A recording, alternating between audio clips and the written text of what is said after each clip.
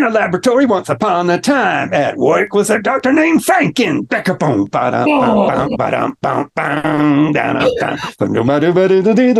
Hey everybody, it's Gregg Bissonette. Welcome to my YouTube channel. Please like and subscribe. Boy, do we have a super fun show for you today. We've got two of my dear friends for many years, the great Edgar Winter and the great Ross Hogarth. Let me tell you just a little bit about each in case some of you kids out there don't know. When I was a kid and I heard Frankenstein on the radio, my brother and I said, we got to play this song in our band. And then we heard Free Ride and then everything else. And then in the early 80s, I got a chance to work and meet Edgar. And we're going to talk about the big band swing arrangement that Edgar had of Frankenstein. Well, we're also fellow Ringo Starr and his All-Star Band members. And we also, before I tell you about this, all right, check out this list of guest guitarists and guest artists. Wow, this is only a partial list. What a list.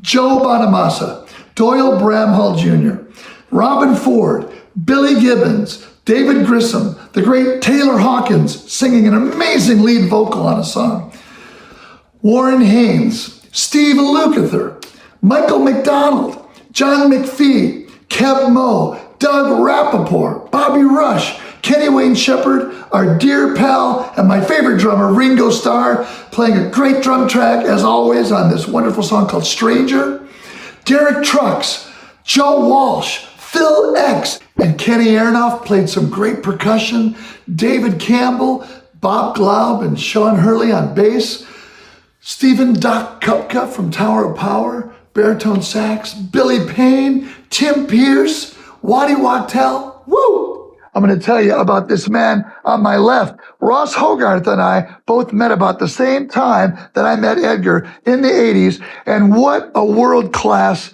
recording engineer, producer, and mixer. So check out some of the great artists that my dear pal Ross Hogarth has either engineered, produced, or mixed over the years. How about this list, huh?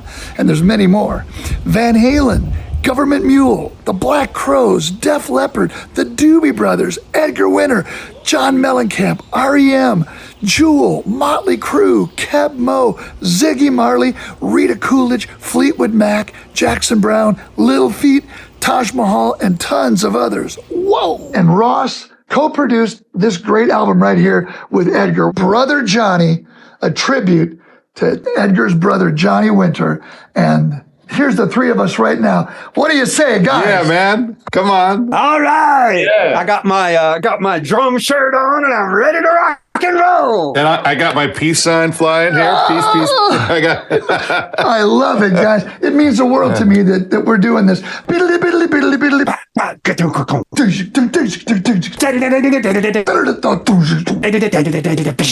Now, Ross is with me here in Los Angeles, and Edgar is at his studio in Beverly Hills. We're zooming him in there, and boy, what a cool studio you have there, Edgar. That's awesome. Well, welcome to Winterland. And this is where the whole thing started. I played all the original keyboard parts that you, Greg, played to that were played on this very keyboard. I did all the vocals here on my trusty 67. So this is the birthplace of Brother Johnny. I love it. I love it. I'm just going to start talking a little bit about this wonderful album right here. How about this shot right here? It's beautiful. Look at this. Now, what you didn't do, you didn't do this. Oh. This is the deal right there. There you go. Come on, you got to dig on that lenticular cover. Lenticular. Nobody but Edgar Winter would come up with the ultimate cover for vinyl. Now, I'll tell you how that came about. I've never thought of myself as having any talent whatsoever in the visual arts. I am technically legally blind, which is like less than 20% of normal vision. But I remembered when I was a kid, they used to have these little buttons, and it would say something like, I like Ike, with a picture of Eisenhower, and then you would tilt it slightly and it would say, I like Coke. And I used to think those things were just magical, but I just thought, what could better represent this album than a picture that would oscillate back and forth between our images. And like I remember when we first started out, and Johnny invited me to sit in with the blues trio. And at that time, nobody even knew Johnny had a brother, and he'd do the first part of the set and say, "Now I'm going to bring on my little brother, Edgar." And I'd come out and they say, "Wow, they look just alike. They're like twins." And yeah, there's a definite family resemblance. I mean, that's for sure. But I remember going through that, and people like, "Oh, y'all twins? You look exactly alike." There, the cover will show you. You can see the difference with your very own eyes. How about this? This wonderful album, Brother Johnny, that Edgar and Ross worked so hard on for 3 years or more, won Best Contemporary Blues Album at the Grammys this year. So guys, congratulations, man. So well deserved. Thanks, Greg. And thank you for letting me play on 16 of the 17 songs. I don't know about that other guy you got on the 17th song. What's his name? What is that guy's name? Richard? They got Ringo, our hero, to play on Stranger. Tell us about how that came about, guys. First of all, I just want to say that I just love the fact that this is happening, because when I talk about the album Brother Johnny, you, Ross, and you, Greg, are the two people who are most closely connected and intimately involved in the making of that record. And every time I start to talk about it, first, I mentioned my wife, Monique, because like in terms of how the album came about, I wasn't going to do a tribute album. I was actually dead set against doing a tribute album in the beginning. Shortly after Johnny passed away, there was a lot of interest, and I talked to several record companies, and they would ask questions like, well, how long is it going to take? And what is the budget going to be? And how many guest stars can you guarantee? And I don't know. I said, I'm not even sure I want to do this. And it just became apparent to me that it was like people sensing a business opportunity, exploiting Johnny's name and memory to sell some records. And that was not something that I wanted to be a part of.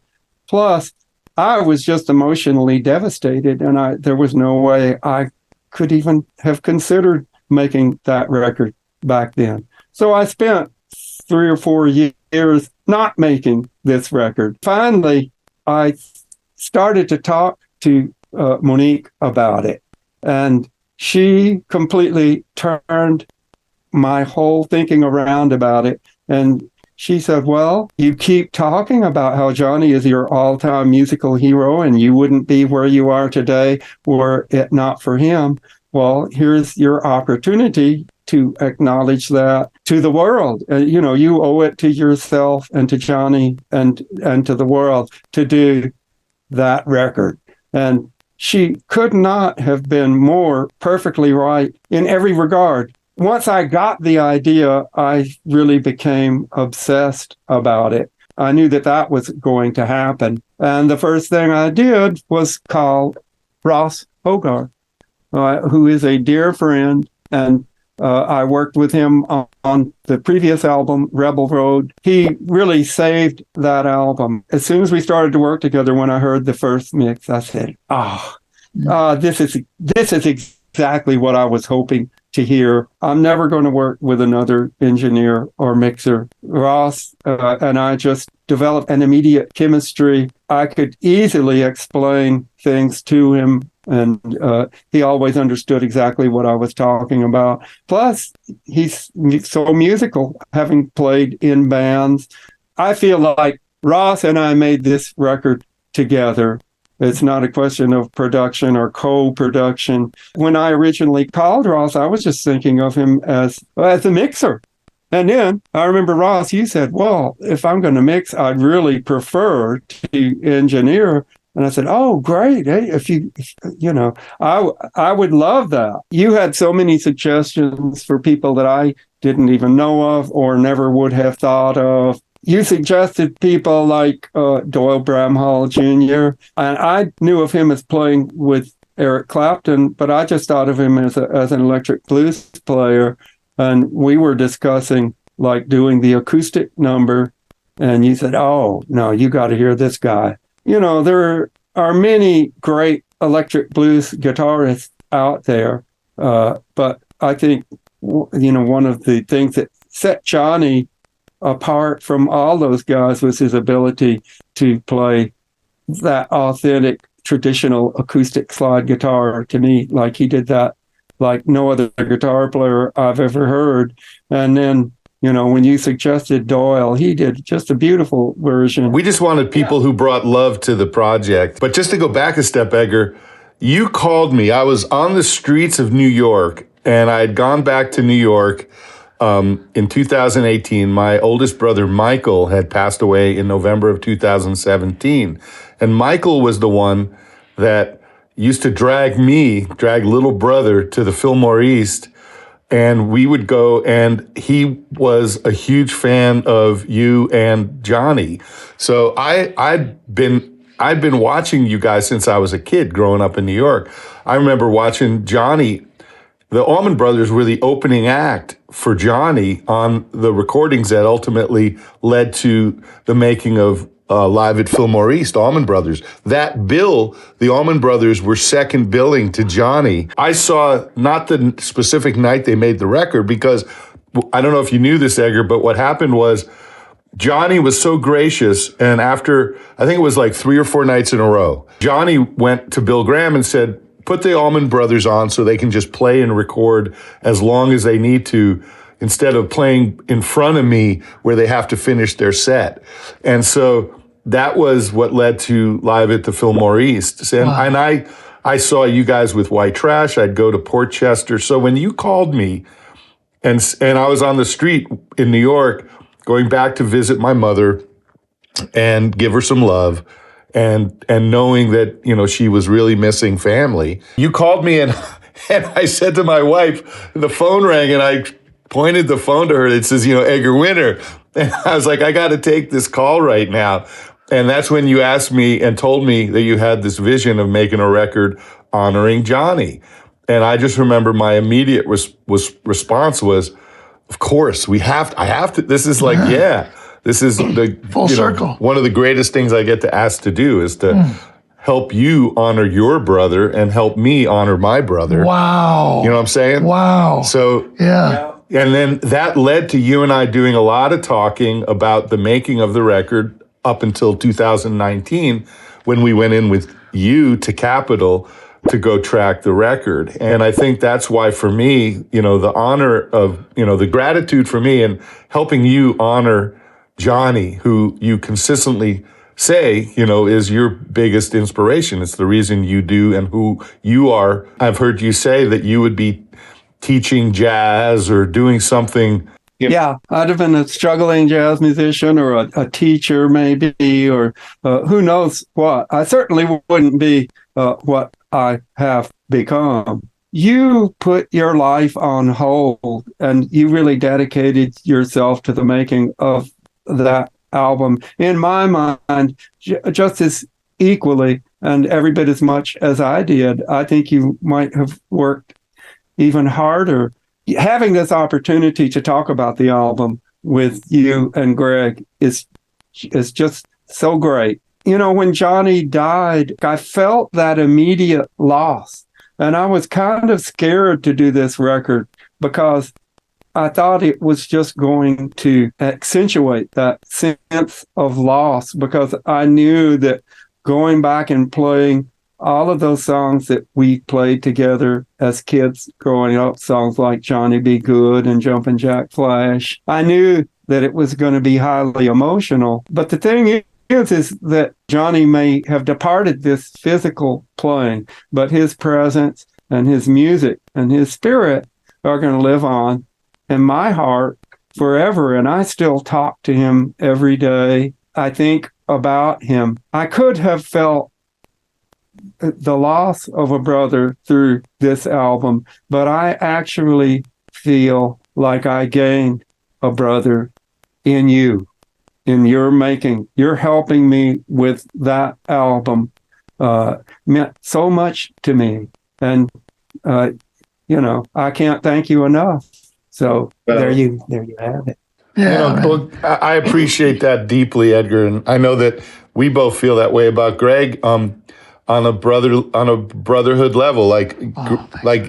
Honestly, that's kind of what for me, that's why this record was important. It was not out of self-importance. It was out of the fact that I do believe music lasts forever, and when you put it out in the world, it's out of our hands, and it's going to do whatever it does, but the process of making this record had all this love. Everybody that came to the table brought their own version of love to this record. And I think that's why, once we rolled up our sleeves, it was work. We put in the work to make sure that this would stand the test of time. I mean, just one thing I do want to say, yesterday was the anniversary of the passing of Taylor Hawkins, who when I brought him to your attention and we talked about what you wanted out of I Guess I'll Go Away, you were like, yeah, let's do it. And when he showed up in the studio, I remember that day that, you could feel his energy, right? So much. Yeah. Absolutely. Like passion. That's, the thing that affected me so much about him, I tried to engage him in a business conversation and he just would not hear of it. He said, I love this song. I love Johnny. I don't want anything for doing this. I just want to get out there and rock. And man, did he ever rock. Oh, yeah. But going back to the beginning of the project, when we first started the album, the most transformative moment for me, Gregg, was when you first came in to lay down the drum tracks. Ross and I had discussed this, and when it came to drummers, both Ross and I were absolutely certain that we wanted you, Gregg Bissonette, to be the drummer. And I just said flatly, I said, I don't want to hear anything about anybody else. I've worked with Gregg. He played on my jazz record. We played together, in the All-Stars. And he's just like the guy. He's so versatile. And we just have this immediate kinship musically. As soon as you started to play, those songs just came to life. You were the heart and soul of that record. And every drummer just has a different sense of where the drums, a different feel and a different sense of where the drums are supposed to lay. The way you interacted and where you laid the drums, that is, to me, what generates the feel. I think the album really sounds a lot like a live album. And I think that is the whole reason for that. Of course, whoever puts bass on it makes a huge difference. Like the bass and the drums have to lock. Bob Glaub and Sean Hurley. Bob Glaub and Sean Hurley. And, Bob was getting on my case about, nobody ever mentions a bass player. I talk about you and both bass players every time I do one of these things, but usually it gets edited out. Bob, it just lays it down. I mean, he just feels very natural and comfortable immediately. And what I liked about Sean was the fact that he kind of studied my parts, and I have a tendency to play a lot of left hand, but maybe sometimes too much left hand. But he was great about picking out all the little parts in the left hand that I was doing, and playing and reinforcing it by, playing those parts, duplicating those parts on the bass, which I just loved, every time he would do that. The interesting thing is that, what you were talking about, Edgar, is Gregg had to come in and play against your keyboard parts and, a scratch vocal that you would sing and be able to put that feel down as if you're playing in a room with a bunch of musicians. Right. And because this was ahead of putting down, we hadn't yet totally figured out when, when's Luke available? When's Warren Haynes available? Joe Bonamassa. When's Derek Trucks? It was not like, okay, we're going to book them into Capitol and cram all these guys in. Let's get these tracks. So you had to come in, and it's like kind of looking out over the into the future of what this record's going to be, but put it down now with that feel. And that's not an easy thing. I mean, the feel of the record, you could hear and feel. And I mean, I just have to say, because we kid about this, because I have a video. Yeah, wait till you see this. I have a video of Gregg and you, Edgar, at the console sitting together, coming up with a drum part for one of the songs and speaking in drum language to each other. Gregg's going, dukadaka, dukadaka, dukadaka, and the two of you are like dukadacking together. And after the end, dukadaka, dukadaka, dukadaka, can you feel it, baby? I can dig it, we can dig it, she can dig it, make it. That kind Yeah, we get.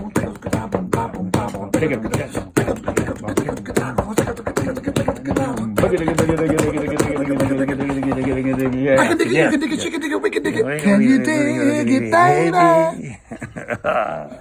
Yeah, beautiful.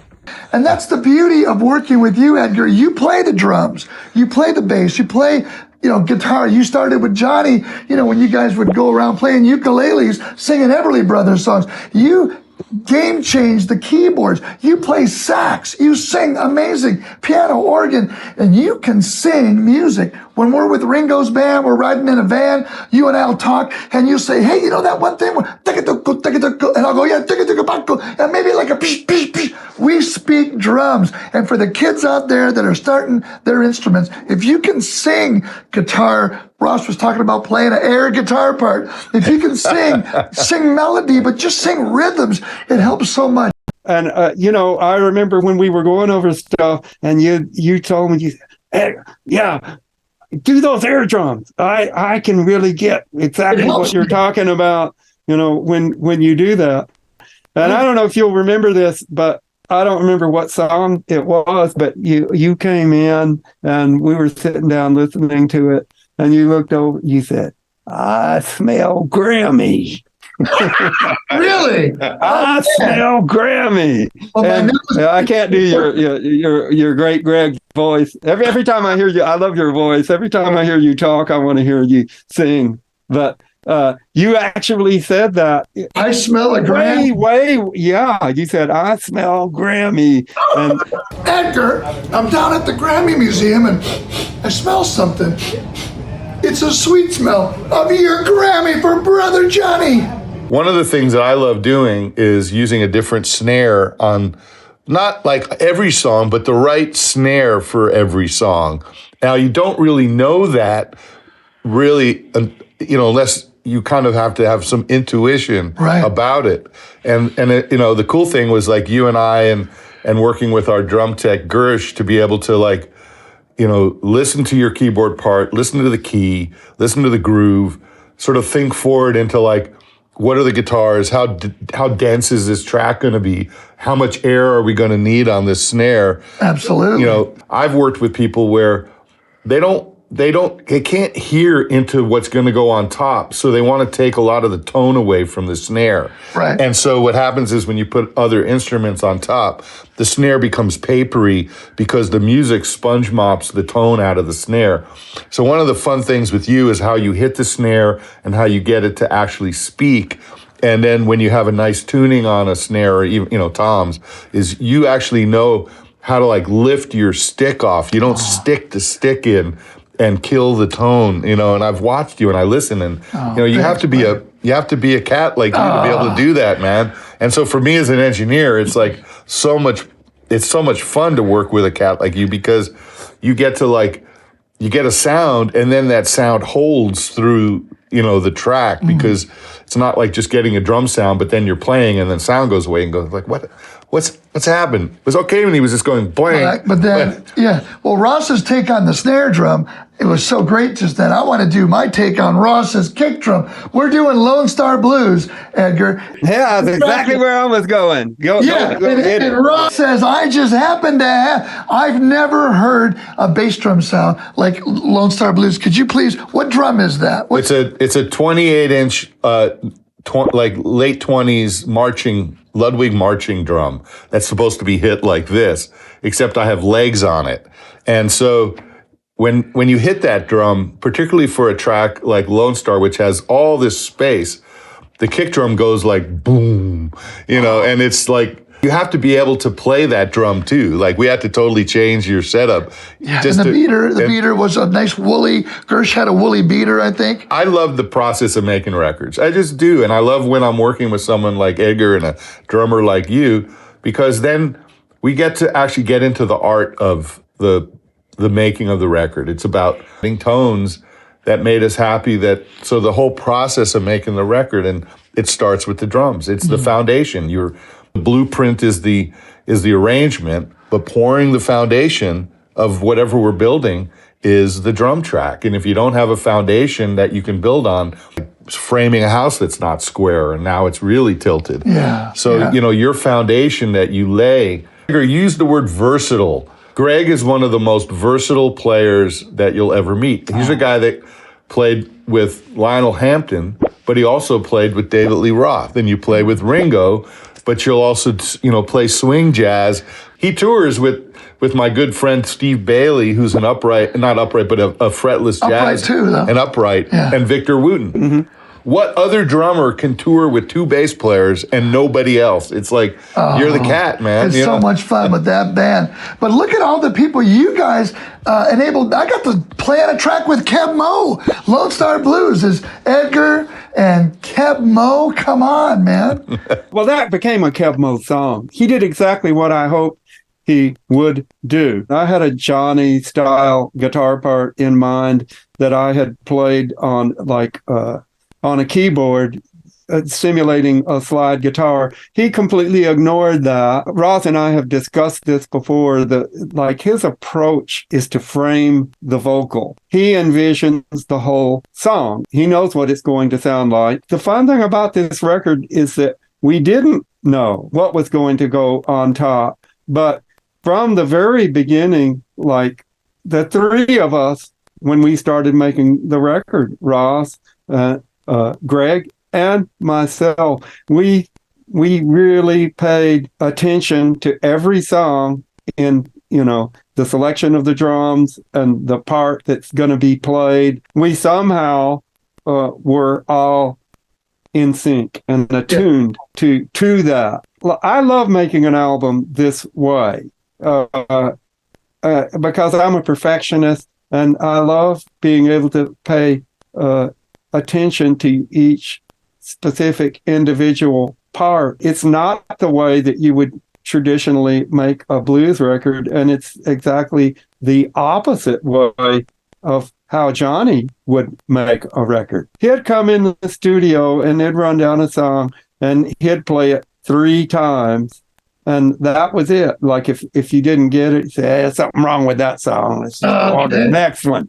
It was just that. It was capturing that moment. I love making records like that too. I can make a record like that. The White Trash records were made that way, with a whole big band, everybody playing simultaneously. I think that part of why the record sounds and feels live, part of it is Ross's engineering, but also part of it is the fact that the people playing on it, they're all band people.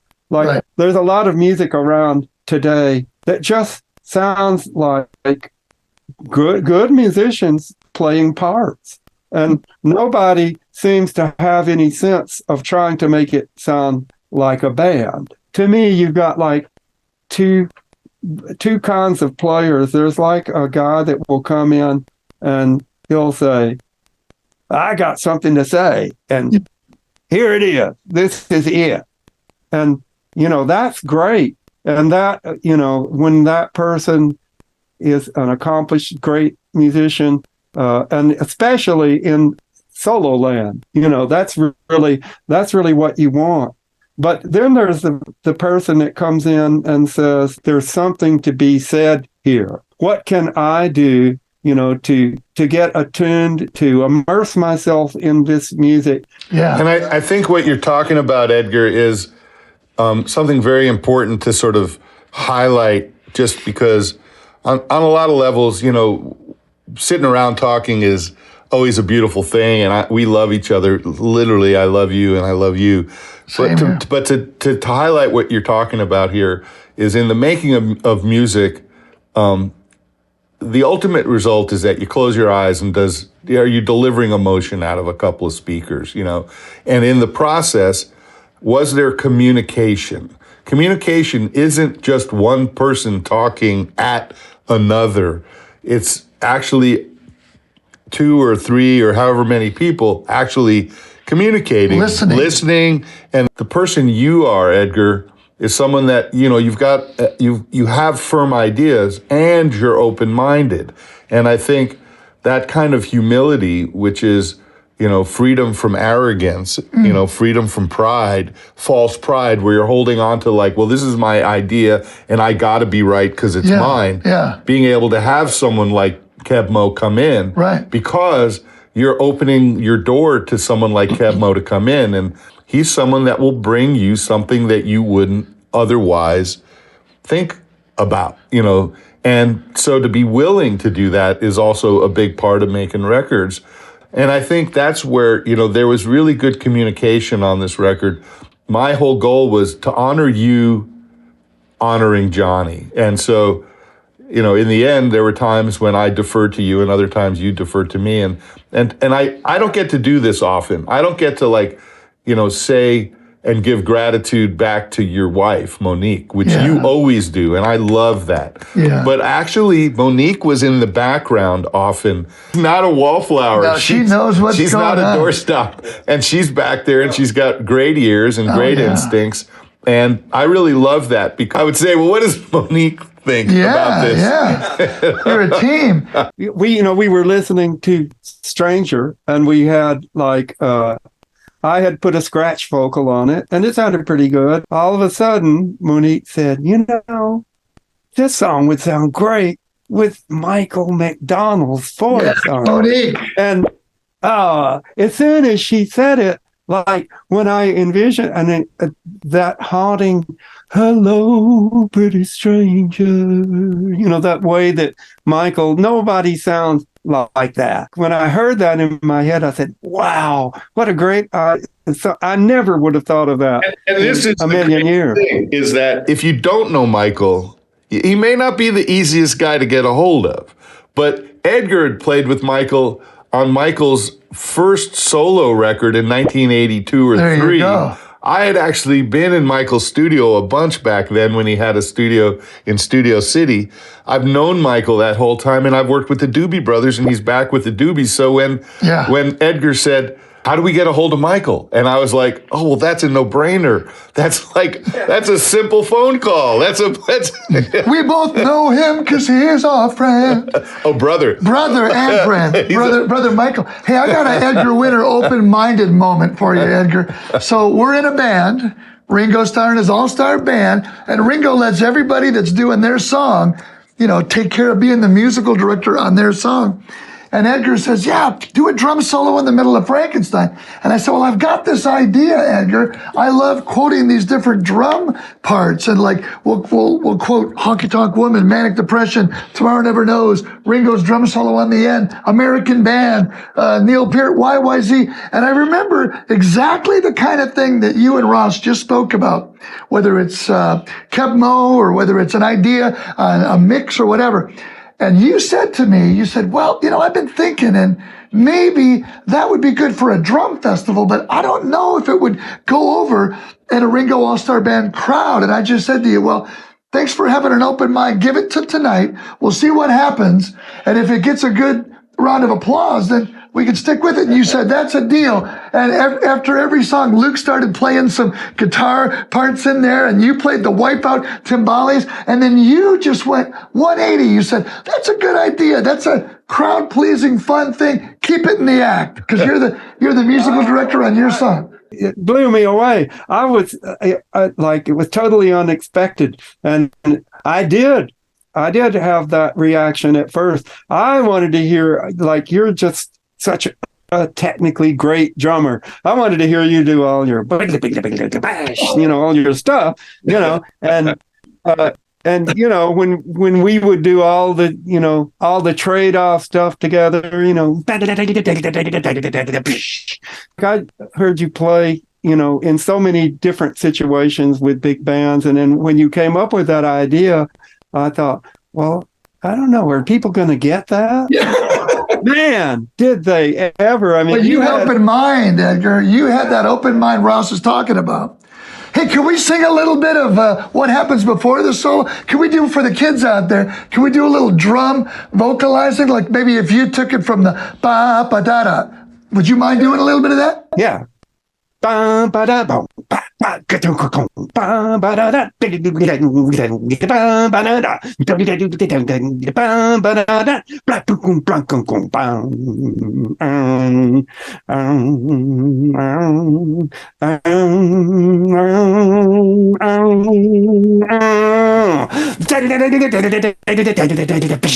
was beautiful, Edgar. Take it there. Okay, Edgar. Biddly biddly biddly biddly biddly biddly me. Biddly biddly biddly biddly biddly biddly biddly biddly biddly biddly biddly biddly biddly biddly biddly biddly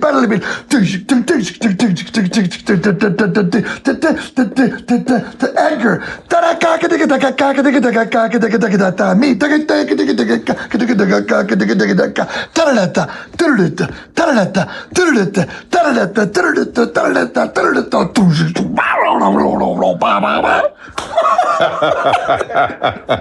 What a blast. Yeah. What a blast, man. Thank you for letting me play drums on Frankenstein. Can you talk at all about how that original duet came about? Was that you and Chuck Ruff? No, I actually wrote the riff to Frankenstein back then when I was talking about when Johnny invited me to sit in with his band. It's a kind of a bluesy, cool guitar lick. And I said, this would make a good walk-on kind of thing. And so we developed it into an instrumental. We called it the double drum song. Yeah. So I played Hammond B3 and alto sax. And then I did a dual drum solo. We had 2 full drum kits on stage with Johnny's drummer. Red? Yeah, Red Turner. Yeah. And so it was just, the song was just sort of like an excuse for me to play a bunch of instruments since nobody knew who I was at that time. So we played that song all over the world and promptly forgot all about it for years and years. When I look back over all the stuff that I've done, the simple idea of putting a strap on the keyboard is one of the things that I consider really meaningful. I remember being so frustrated being stuck behind a big bank of keyboards, and you've got like your foot on a sustain pedal and the volume pedal, and you got to be in this one stationary position, and a mic is there. Nobody can see what you're doing, and beating my hands bloody on those old upright pianos. You'd try to stick a mic in it and it would feed back. And so when synthesizers came out, there was this ARC 2600 that had a separate keyboard. The brain was like this mad scientist looking contraption, and it had a big umbilical cord, a great big thick cable. And I looked at it and I said, oh, looks like you could just put a strap on that thing and play it. Which is exactly the first time I walked out on stage. Boy, it was one of those rock and roll moments. It was like I walked out there and the girls could go crazy. The girls are going to go crazy if you're stuck to like a key. It's hard to be a sexist. Edgar, you changed the game, man. You changed the game. Yeah, it changed the look of a lot of bands, and really for the first time, people were able to see a keyboard player and watch his hands and see what he was doing and associate that with the sounds that, that they were hearing, making it a lot like the guitar. That was how Frankenstein came about. After I had discovered the synthesizer, then I was looking for a song to feature that instrument. And I remembered the old double drum song, and I said, boy, I'll bet that riff would sound really cool with this subsonic synth bottom, and it just like transformed it into this whole crazy monster vibe, with much heavier feel than it ever had been, when I played it with Johnny. Is it true there were a lot of takes, and when you cut things together, it was kind of a Frankenstein of an edit? Yeah, that's how I had no intention of recording the song. Back in those days, there were live songs and recording songs, right. And recording songs had to be like 3 or 4 minutes. Well, the Beatles kind of, Hey Jude, I guess, was the first song that was like 4 minutes or over. But back in those days, like a band, you'd have like maybe 3 or 4 songs, and you'd go into the studio and actually create an album in the studio. Like you'd play back and forth. It was a real band, and somebody else would come up like with a different lick and say, oh, that'd make a good bridge. And then you'd go home and write some lyrics and come back in. Then it got to the point where there was so much intervention from record label people, like you'd have to go in and record demos before you even get to the studio. I really do believe that there were 2 golden eras in music, like the 40s and 50s for big band, jazz, and swing, and the 60s and 70s for rock and roll. Everybody was just having fun, getting high, and nobody was looking over your shoulder. You could just go in and have the complete freedom to just get in the studio. And the cardinal rule back then was tape is always rolling in case you play something and don't remember what it is. A lot of times we'd come in and we'd set up and we'd start out with that song, which was untitled. We just called it the instrumental back then. Double drum instrumental. Yeah.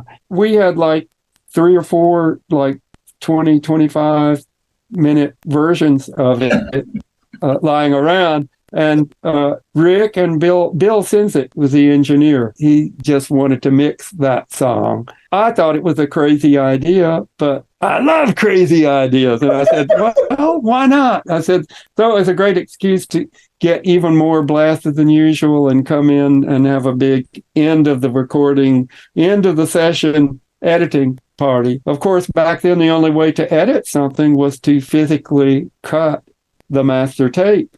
And you'd run a safety, but you're losing a generation. So it's like cutting a diamond. If you mess it up, it's gone. We got it all like dismembered, and it was lying all over the control room, draped over the backs of chairs and overflowing the console and on the couch. And so, well, this is the main body. This is the head, like the in jazz, you refer to the instrumental part as the head. We were trying to figure out how to put it back together, and Chuck Ruff, the drummer, mumbled the immortal words, wow, man, it's like Frankenstein, drawing the analogy of a leg here and an arm there, and painting, pasting the thing back together. And we all like kind of looked over around each other. I said, hey, Frankenstein. Yeah. So that's it. The monster was born. And for people that haven't been in a studio where you have a multi-track tape, when you play that tape and it goes across the heads, you literally hear it go like fit, fit, fit, fit, fit, fit, fit, fit, fit, fit, fit, and it literally is like looking at Frankenstein with the sewed in, with the rivets and the bolts. Yeah, stitched together. For the kids at home, could you sing the intro the way you count off Frankenstein in a laboratory? Could you do a little bit of that for us right now? Sure. Well, actually, there's a whole rap to it, but what I do, I say, In a laboratory once upon a time, at work was a doctor named Franken.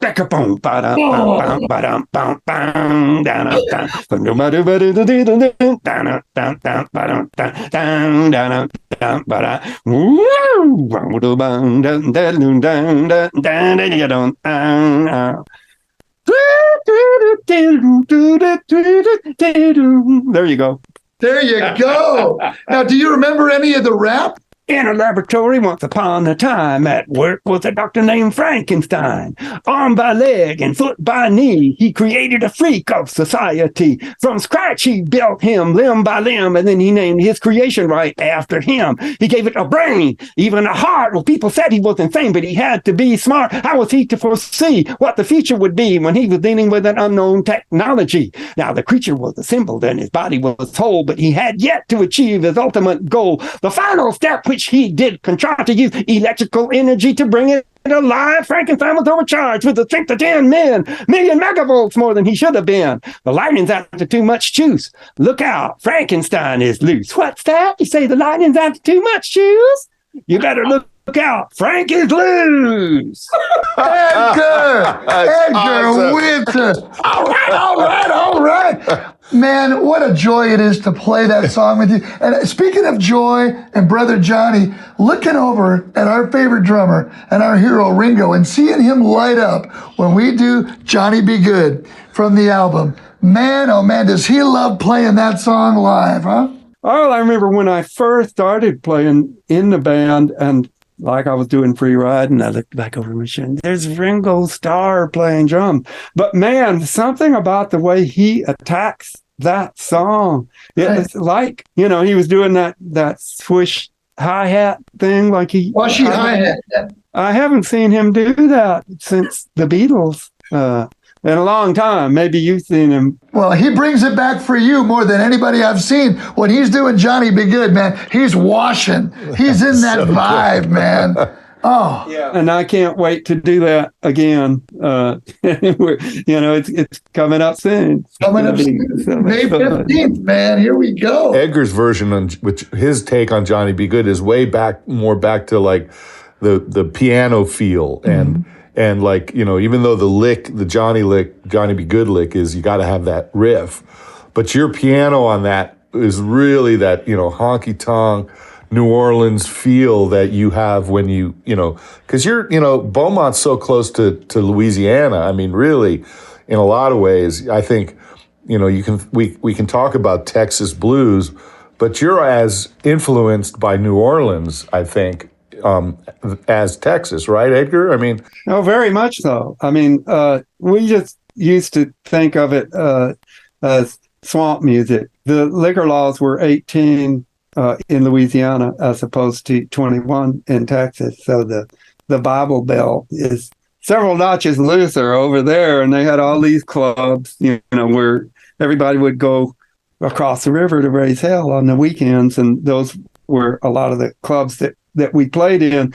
I didn't appreciate or understand until long after the fact that there was a special kind of music in the area that I grew up, and there a lot of things enter into it. There were like real cowboys singing real country music. The black radio station was KJET, and the DJ was this guy Clarence Garlow, who had a song called Bon Temps Roulé, which is sort of Cajun for let the good times roll. Do the bon temps roulé. Well, don't you be no foolé. I named my publishing company after that. It's close to Mexico, so you had this infusion of hot Latin rhythm players. Then you had North Texas, which is a great jazz school. Hey, I'm here at my alma mater in Denton, Texas, the University of North Texas, which when I was here, it was North Texas State University. But anyway, this is where I really, really learned the art of just jamming with people. And that's a sound that I've never heard anywhere else in the world. And it is a very specific thing. I heard an old interview of you and Johnny, and you're talking about the club where the club owner would be sitting up in his office and he'd have a telephone and he would telephone down to the bandstand and you'd pick it up and he'd say, cut that song. I don't like that song. And just the way you, with the fish, what was it called? Tom's Fish Camp? The first place I ever played was Tom's Fish Camp, and that was like catfish and sawdust on the floor, and Tom and Tiny were the people who ran it, and Tiny was a big 250-pound old lady, and she cooked the catfish, and Tom would go around and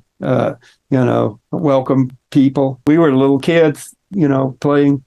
And I just was, I couldn't believe it. I said, wow, adults, drinking and dancing. And here we are, we're up here, kind of a part of this whole thing. And getting back to Johnny, there was a point when we were making the record where I thought maybe this is too much of a musician's album. Because there's so much soloing. It's sort of self-indulgent, in terms of a lot of the musicians, but it had to be that way because that's what Johnny did. I'll tell a quick story on that, Edgar. So on I'm Yours and I'm Hers, the arrangements that's on the record is the original arrangement that we had. Mm-hmm. But there was a point in working on that song where, because Billy Gibbons is very much of single-oriented mentality, as much as Billy likes to jam, came a point with ZZ Top where it became a singles-oriented band. Right. There were songs on this record that Edgar, going into the record, just had said, I just can't sing this, sometimes for emotional reasons, sometimes literally for content, because I'm Yours and I'm Hers. Johnny's singing I'm Yours and I'm Hers and I'm somebody else's too. And I'm someone who's been married, it'll be 37 years, and Edgar's been with Monique way longer than that. I've been with Chris, my wife, since 1979. There's no way that you can emotionally say, I'm Yours and I'm Hers. Somebody else is too. I mean, I'm not going to be saying that. Not that Billy's he's musically promiscuous. I'll just say, because Billy's all over the place. So Billy can She's got legs. He can sing that. Yeah. So that was something that Edgar, early on was like, this is a great one for Billy Gibbons. Oh, yeah. So Billy came in, and when Billy heard the arrangement, and he was like, we got to cut this down. We got to cut this way down. Not a single. No, and the vision of how those guitar solos fit together, I knew what Edgar wanted, because if you listen to Johnny's version, it's these two battling guitars. I spent a lot of time editing that song Way Down, and we had an edited version, and we were sitting in my studio, I remember, and I said to Edgar, personally, I said, the charm of Johnny's approach to these songs is going to be lost, pruned out of this. Yeah. We were trying to honor Billy on that one for a while until we just decided, in all deference to Billy, who is beautiful cat and an amazing talent, but we both said, no, I just pulled it back out and put it back together.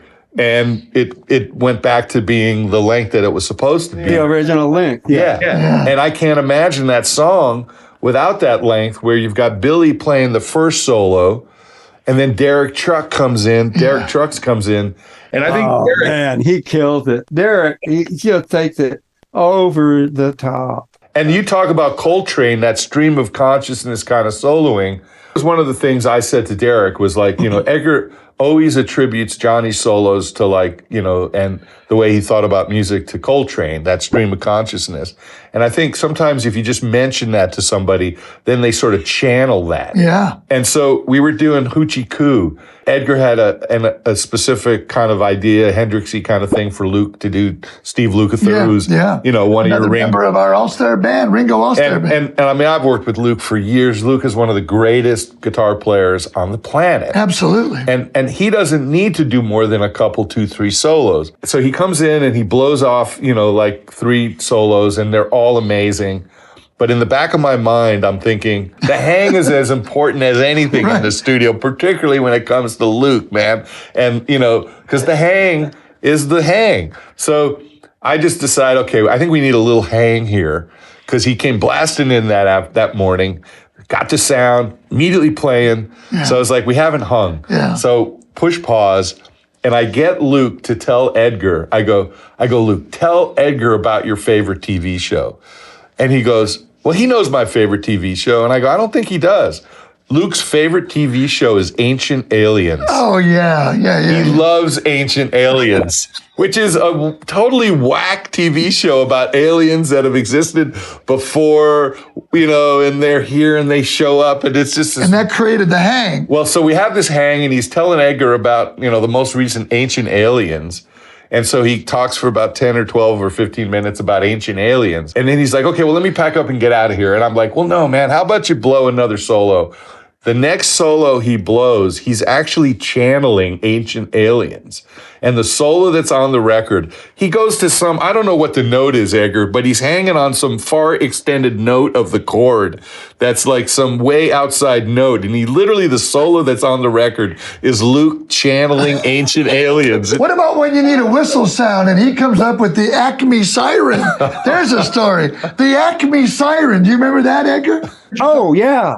Yeah, absolutely. Yeah, I asked Ross, I said, I love that Highway 61, that's such a happy sound, and I thought, oh, that really should be on the record. Johnny didn't put it in his version, so Johnny loved Dylan. He loved like the whole mystique, his lyric approach, and I had talked to Ross about it, and I said, check it out, see if you can find one of those. And then I remember the day I came in and Ross gave me this little pat. He said, hey, check this out.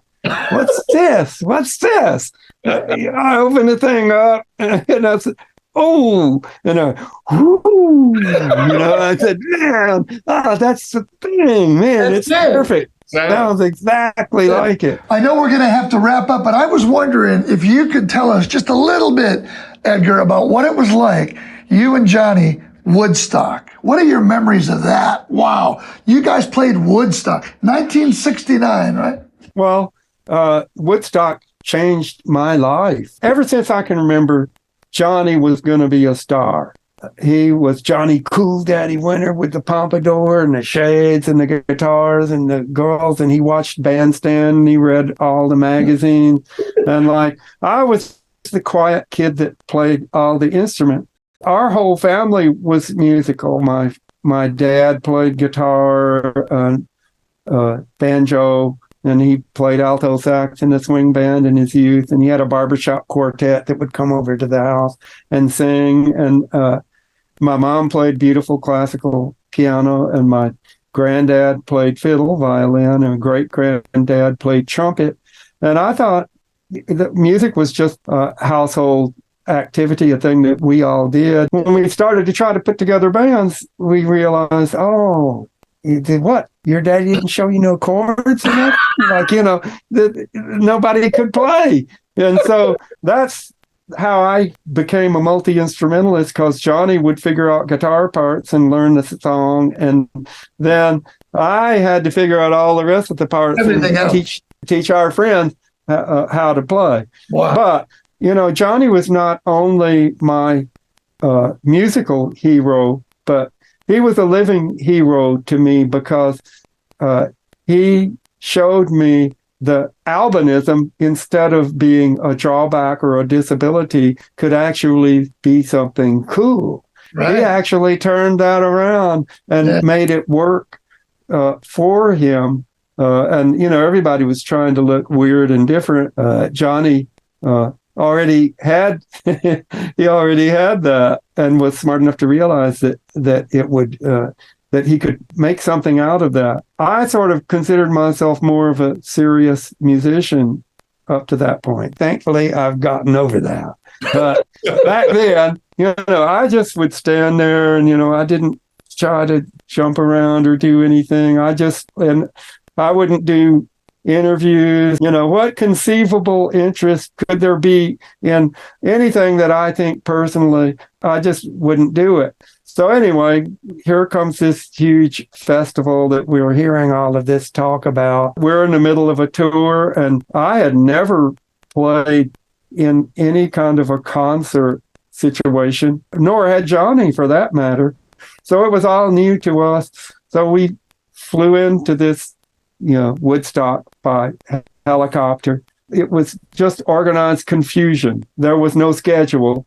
And I was like asleep in this press trailer, and somebody shook me awake. Hey, you guys, can you go on? And I said, oh, yeah, I guess so. So I kind of stumbled up there on stage, and I was on the side of the stage, and then Johnny did here's my little brother, and I came on, and I was in the middle of this song, and I just looked out over this endless sea of humanity, and I just said, how did I get here? What is this? What is going on? And when I saw this thing happen, I realized, wow, music, it's not just my little private escape world. My dream was just, I want to become a better musician. I want to be able to hopefully, like the great people that inspired me, that I grew up listening to, that I can get good enough to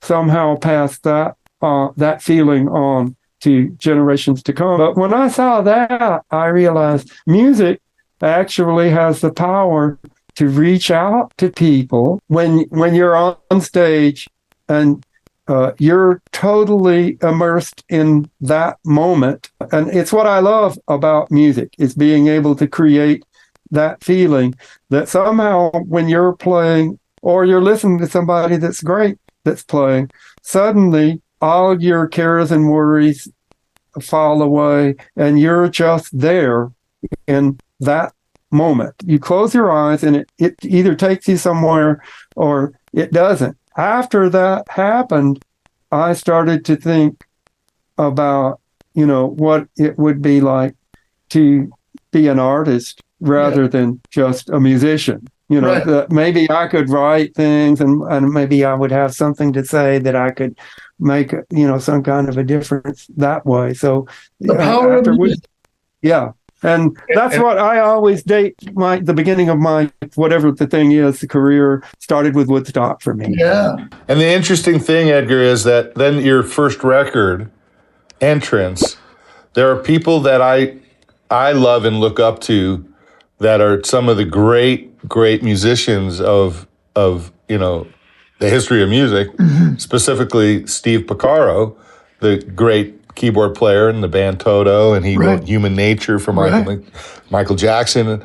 Steve always says if he hadn't heard Entrance, he doesn't know what he would do. Like, he's not sure. Sometimes those kinds of hypothetical, rhetorical thoughts, well, it's like, what if I didn't have God? Or what if I didn't have spirituality? Well, you can't have those. Those are just like, but we do, so we're not going to get into the rhetorical part of it. But Steve always says, Entrance is one of the biggest influences on me as a musician. That was actually the closest that Johnny and I ever came to a collaboration.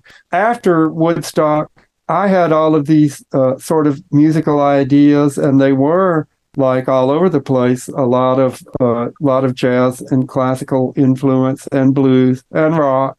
I didn't consider myself a writer, so I asked Johnny to help me write that music. Johnny is much more complex and intelligent than he cared people to know. And he would like to project this really down-home bluesy kind of image, but he wrote lyrics like, when the sun changes the blue into gray and New York acts just the way that LA does, people change, saying you're different and strange. Sufficient enough you remain while your friends just keep putting you down, wondering why they keep hanging around about you without you. Those are deep, sensitive kind of lyrics. And then I come along with Now is the Time, a new day is just beginning. So sort of like a Lennon McCartney kind of getting better all the time.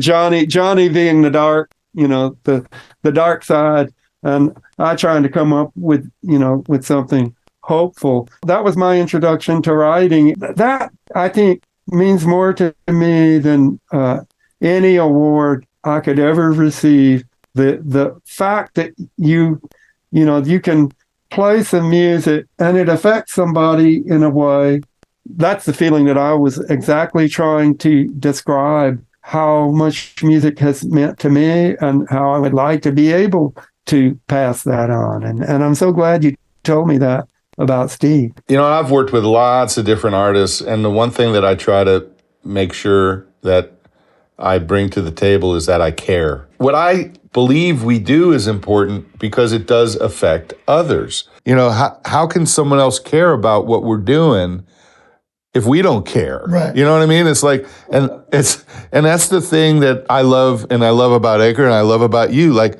when we're in the studio, that's the most control we're ever going to have over the music we're making. I have no control how it's going to affect somebody. I don't know if it's going to make someone happy, someone sad, if it's going to trigger someone not, But when we're working on the stuff, and when I'm working on the music I'm working on, I need to care. If I don't care, someone else should be doing what I'm doing because I should get out of the way. No, your care always comes through. You care so much. I've played on a lot of records, but I don't think I've ever seen as much love and respect and genuine caring go into a record. Everybody somehow that came into that really had that feeling of simply caring, to do the best that they honestly could. And I think that really comes through in that record. I don't like to listen to my own records as a general rule. It's kind of like the height of self-indulgence. But I know that I'm the artist and it's my record. It feels more like Johnny's record or something that somehow just in and of itself came into existence. And there are just so many great performances by all of these artists. Every time I put it on, it takes me away. And I just love that. Well, both of you, I can't thank you enough, Ross, Edgar, for being here for this show and talking about all this stuff that has to do with life, that has to do with our souls, it has to do with music, that you can close your eyes and just be taken somewhere with music and the power of music. And you guys are two of my best friends, and it means the world to me. Yeah, I love you, man. I love you too. Love you, Edgar. I love you, Greg. Love Monique. Thank you for inviting me to do this, and especially with Ross. It just means the world to me. So this is so cool. And I want to thank all the fans out there that have followed my career and Johnny's throughout all of these years. And, it's meant the world to us to be able to do what we most love and see you all out there rocking and having a great time. So I hope we'll see you out there this summer with Ringo Starr and his all-star band. And don't forget to keep on rocking. Keep on rocking. Love you guys. Love you, Edgar. Thank you so much, guys. Peace and love. Thank you so much for watching. What a fun episode, huh, Ross? Oh my gosh, we had Edgar here. What a blast, man. Thank you so much. Please like and subscribe, and we'll see you on the next one.